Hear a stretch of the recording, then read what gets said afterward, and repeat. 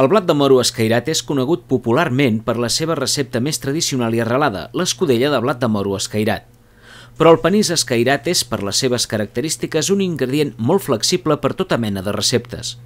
Això és el que va ensenyar la xef berguedana Isabel Márquez al taller de cuina que, a benefici dels infants de Gironella, es va organitzar juntament amb Creu Roja i l'Ajuntament sota el lema «Diferents maneres de cuinar el blat de moro escairat». És un element neutre i, per tant, ens combina molt bé tant amb peix com amb carn, que estem acostumats a fer-ne a l'escudella.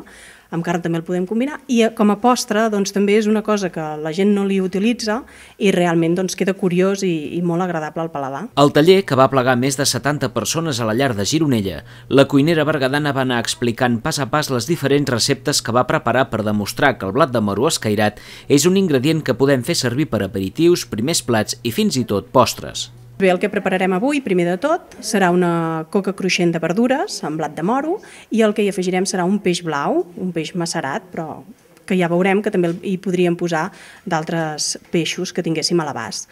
De segon, el que farem, que seria com un primer plat, un ravioli de peix també, amb gamba i verdura. Després seguirem amb un acompanyament, que serà el blat de moro, que l'utilitzaríem per acompanyar carns.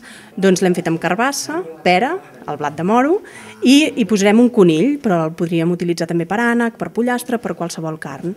I finalment acabarem també amb un postre, que l'ingredient és el blat de moro, amb xocolata, i hem fet una crema de blat de moro molt bona, un brownie, i llavors donarem també uns bombons fets de blat de moro. En oli, deixem sofregir bé, traiem i llavors matxaquem, que en diem, ben matxacadet, que treguin tot el suquet que fa. Les receptes van tenir gran acollida entre el públic, que no perdia detall i aprofitava l'ocasió per fotografiar els plats. Acompanyar-ho amb un gelat de vainilla també, Sentit, aquí ho sento tot,